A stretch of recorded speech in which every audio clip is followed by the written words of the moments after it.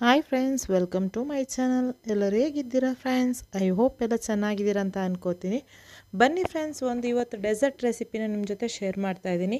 ಈ ರೆಸಿಪಿ ಹೆಸರು ಬಂದು ಮೀಠಾ ಚಾವಲ್ ಅಂತ. ತುಂಬಾ ಚೆನ್ನಾಗಿರುವಂಥ ಒಂದು ಸ್ವೀಟ್ ರೆಸಿಪಿ, ಸ್ವೀಟ್ ರೈಸ್ ಅಂತ ಹೇಳ್ತೀವಿ.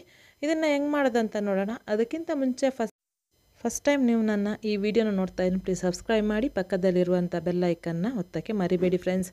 ಬನ್ನಿ ಫ್ರೆಂಡ್ಸ್, ಹೆಂಗೆ ಮಾಡೋದಂತ ನೋಡೋಣ. ಗಮ್ಸಲೆ ಅಕ್ಕಿನ ತೊಗೊಂಡಿದ್ದೀನಿ. ನೀವು ಬೇಕಂದರೆ ಸೋನಾ ಮಸೂರಿಯಲ್ಲೂ ಮಾಡ್ಕೋಬೋದು, ತುಂಬಾ ಚೆನ್ನಾಗಿ ಬರುತ್ತೆ. ನಾನು ಗಮ್ಸಲೆ ಅಕ್ಕಿನ ತೊಗೊಂಡಿದ್ದೀನಿ, 2 ಕಪ್ಪಷ್ಟು ತೊಗೊಂಡಿದ್ದೀನಿ.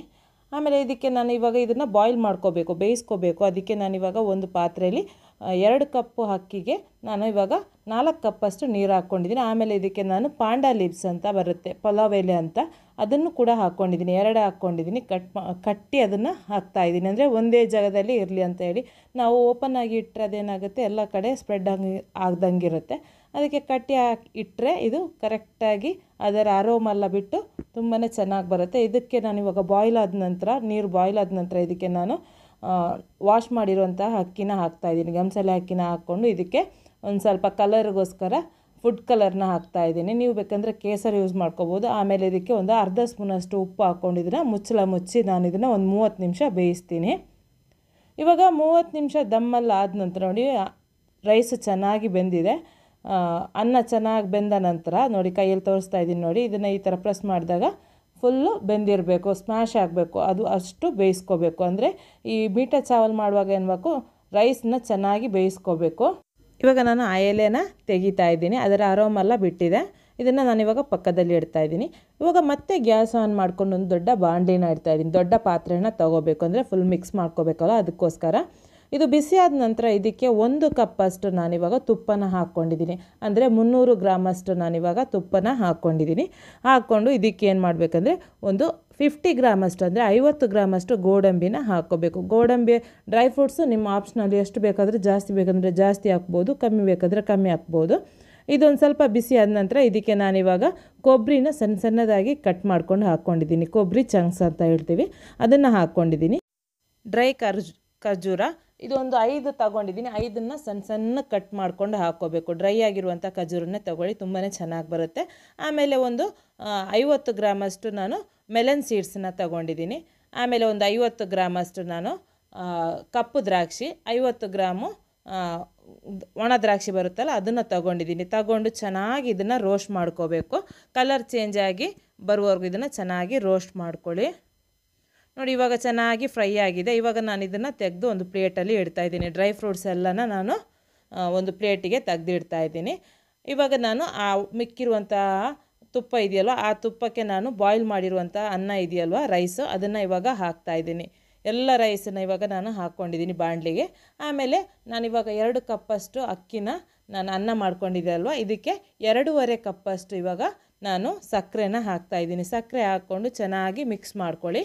ನನಗೆ 2.5 ಕಪ್ಪಷ್ಟು ಸಕ್ಕರೆ ಸಾಕಂತ ಅನಿಸಿತ್ತು. ನಿಮಗೆ ಜಾಸ್ತಿ ಸ್ವೀಟ್ ತಿಂತೀರಾ ಅಂದರೆ ಇದಕ್ಕೆ ಇನ್ನೊಂದು ಅರ್ಧ ಕಪ್ಪಷ್ಟು ಜಾಸ್ತಿ ಹಾಕ್ಕೊಂಡ್ರೆ ಆಯಿತು. ಸ್ವೀಟ್ ಜಾಸ್ತಿ ತಿನ್ನೋರು, ಸ್ವೀಟ್ ಆಗಿರಬೇಕಲ್ವ, ಹಂಗಾದರೆ ನೀವು ಒಂದು ಅರ್ಧ ಕಪ್ಪಷ್ಟು ನೀವು ಸಕ್ಕರೆನ ಜಾಸ್ತಿ ಹಾಕ್ಕೊಂಡ್ರೆ ನಿಮ್ಮ ಪರ್ಫೆಕ್ಟ್ ಆಗಿರುವಂಥ ಒಂದು ಸ್ವೀಟ್ ರೆಸಿಪಿ ರೆಡಿ ಆಗುತ್ತೆ. ಇವಾಗ ನೋಡಿ, ನಾನು ಇದು ಹಾಕಿದ ನಂತರ ಚೆನ್ನಾಗಿ ಮಿಕ್ಸ್ ಮಾಡಿದ ನಂತರ ಇದು ನೀರು ಬಿಟ್ಟಂಗೆ ಆಗುತ್ತೆ, ಅಂದರೆ ಸಕ್ಕರೆ ನೀರು ಬಿಡುತ್ತೆ.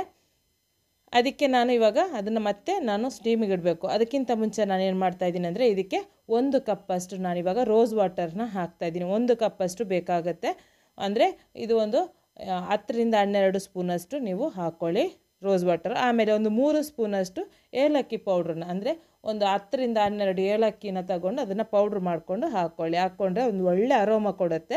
ಇವಾಗ ಹಾಕ್ಕೊಂಡ ನಂತರ ಇದನ್ನು ಚೆನ್ನಾಗಿ ಮಿಕ್ಸ್ ಮಾಡ್ಕೋಬೇಕು. ಇವಾಗ ಚೆನ್ನಾಗಿ ಮಿಕ್ಸ್ ಮಾಡಿದ ನಂತರ ನಾನಿವಾಗ ಇದನ್ನು ಮುಚ್ಚಿ ನಾನು ಇದನ್ನು ಮಿನಿಮಮ್ ಅಂದರೆ ಒಂದು 10 ನಿಮಿಷ ಆದರೆ ಇದನ್ನು ನೀವು ಸ್ಟೀಮಿಗೆ ಇಡಬೇಕು, ಅಂದರೆ ದಮ್ಮಿಗೆ ಇಡಬೇಕು. ಅದರಲ್ಲಿ ನೀರಿನಂಶ ಇದೆಯಲ್ಲ, ಅದು ಡ್ರೈ ಆಗಬೇಕು. ಅದಕ್ಕೆ ಇವಾಗ ಒಂದು 10 ನಿಮಿಷ ಆದ ನಂತರ ನೋಡಿ, ನಾನು ಓಪನ್ ಮಾಡಿ ತೋರಿಸ್ತಾ ಇದ್ದೀನಿ. ಫುಲ್ಲು ಡ್ರೈ ಆಗಿ ಎಲ್ಲ ಬಿಡಿ ಆಗಿರುವಂಥ ರೈಸು ರೆಡಿಯಾಗಿದೆ, ಸ್ವೀಟ್ ರೈಸು. ಇವಾಗ ಬರೀ ಪ್ಲೈನ್ ಆಗಿದೆ. ಇದಕ್ಕೆ ನಾನಿವಾಗ ಏನು ಮಾಡ್ತಾಯಿದ್ದೀನಿ ಅಂದರೆ, ನಾನು ಆವಾಗಲೇ ಮಾಡಿರುವಂತಹ ಫ್ರೈ ಮಾಡಿರುವಂತಹ ಡ್ರೈ ಫ್ರೂಟ್ಸ್ ಎಲ್ಲ ಇದೆಯಲ್ವ, ಅದನ್ನು ನಾನಿವಾಗ ಇದಕ್ಕೆ ಹಾಕ್ತಾಯಿದ್ದೀನಿ. ನೋಡಿ, ಇವಾಗ ಎಲ್ಲ ಡ್ರೈ ಫ್ರೂಟ್ಸನ್ನ ನೀವು ಇದೇ ಥರ ಮೇಲ್ಗಡೆ ಹಾಕ್ಕೋಬೇಕು. ಅಂದರೆ ನೀವು ಸ್ಟೀಮ್ ಮಾಡುವಾಗ ಡ್ರೈ ಫ್ರೂಟ್ಸ್ ಹಾಕ್ಕೊಂಡ್ರೆ ಏನಾಗುತ್ತೆ, ದ್ರಾಕ್ಷಿ ಎಲ್ಲ ಏನಾಗುತ್ತೆ ತುಂಬಾ ಸಾಫ್ಟ್ ಆಗಿಬಿಡುತ್ತೆ. ಅದಕ್ಕೋಸ್ಕರ ಇದು ಚೆನ್ನಾಗಿ ಸ್ಟೀಮ್ ಆದ ನಂತರನೇ ರೈಸು ಆಮೇಲೆ ಹಾಕ್ಕೋಬೇಕು. ಇವಾಗ ಚೆನ್ನಾಗಿ ಇದನ್ನು ಮಿಕ್ಸ್ ಮಾಡ್ಕೊಳ್ಳಿ. ಅಂದರೆ ಫುಲ್ಲು ನಾವು ಡ್ರೈ ಫ್ರೂಟ್ಸ್ ಹಾಕ್ಕೊಂಡಿದ್ದೀವಿ ಅದೆಲ್ಲ ಚೆನ್ನಾಗಿ ಮಿಕ್ಸ್ ಆಗಬೇಕು. ಚೆನ್ನಾಗಿ ಮಿಕ್ಸ್ ಮಾಡಿದ ನಂತರ ಇದು ಪರ್ಫೆಕ್ಟಾಗಿ ಇವಾಗ ಸ್ವೀಟ್ ರೈಸ್ ರೆಡಿ ಆಯಿತು. ನಮ್ಮ ಕರ್ನಾಟಕ ಸೈಡಲ್ಲೆಲ್ಲ ಸಿಹಿ ಬಾತ್ ಅಂತ ಹೇಳ್ತೀವಿ, ಸಕ್ಕರೆ ಬಾತ್ ಅಂತ. ತುಂಬಾ ಚೆನ್ನಾಗಿರುವಂಥ ಒಂದು ಸಕ್ಕರೆ ಬಾತು ರೆಡಿ ಆಯಿತು. ತುಂಬಾ ಚೆನ್ನಾಗಿದೆ, ಈಸಿಯಾಗಿ ಕೂಡ ಇದೆ. ನೀವು ಮನೇಲಿ ಇದನ್ನು ಒಂದು ಸಲ ಟ್ರೈ ಮಾಡಿ ನೋಡಿ. ಆಮೇಲೆ ಇದನ್ನು ನಾವು ಸರ್ವ್ ಮಾಡೋಕ್ಕಂತ ಇಡ್ತೀವಲ್ಲ, ಆವಾಗ ಏನು ಮಾಡಬೇಕಂದ್ರೆ ಬಾದಾಮಿನ ನೀವು ಕಟ್ ಮಾಡ್ಕೊಂಡು ಹಾಕ್ಕೊಳ್ಳಿ. ನೀವು ರೈಸೆಲ್ಲ ಮಿಕ್ಸ್ ಮಾಡುವಾಗ ಹಾಕ್ಕೊಂಡ್ರೆ ಅದೇನಾಗುತ್ತೆ, ಒಂದು ಸ್ವಲ್ಪ ಬಾದಾಮಿ ಬೆಂದಂಗೆ ಆಗುತ್ತೆ. ಆವಾಗ ಏನಾಗುತ್ತೆ, ಅದರ ಟೇಸ್ಟ್ ಒಂದು ಸ್ವಲ್ಪ ಚೇಂಜ್ ಆಗುತ್ತೆ. ಅದಕ್ಕೋಸ್ಕರ ಲಾಸ್ಟಿಗೆ ನೀವು ಸರ್ವ್ ಮಾಡ್ತೀರಲ್ವ, ಆವಾಗ ಇದನ್ನು ಹಾಕ್ಕೊಡಿ ಬಾದಾಮಿನ. ತುಂಬಾ ಚೆನ್ನಾಗಿ ಬರುತ್ತೆ, ತಿನ್ನೋಕ್ಕೂ ತುಂಬಾ ಚೆನ್ನಾಗಿ ಕ್ರಂಚಿಯಾಗಿರುತ್ತೆ.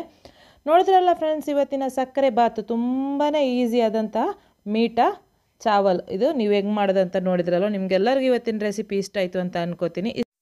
ಈ ವಿಡಿಯೋಗೊಂದು ಲೈಕ್ ಕೊಡಲಿಕ್ಕೆ ಅಂತೂ ಮರಿಬೇಡಿ ಫ್ರೆಂಡ್ಸ್. ಈ ವಿಡಿಯೋನ ಫ್ಯಾಮಿಲಿ ಫ್ರೆಂಡ್ಸಿಗೆ ಎಲ್ಲರಿಗೂ ಶೇರ್ ಮಾಡಿ. ಹಾಗೆಯೇ ಈ ವಿಡಿಯೋ ಇವತ್ತಿನ ರೆಸಿಪಿ ಹೆಂಗಾಯಿತು ಅಂತ ನನಗೆ ಕಮೆಂಟ್ ಬಾಕ್ಸಲ್ಲಿ ಒಂದು ಕಮೆಂಟ್ ಹಾಕಿ. ನೆಕ್ಸ್ಟ್ ನಾನು ಹೊಸ ರೆಸಿಪಿಯೊಂದಿಗೆ ಹೊಸ ವಿಡಿಯೋ ಜೊತೆ ಬರ್ತೀನಿ ಫ್ರೆಂಡ್ಸ್. ಬಾಯ್.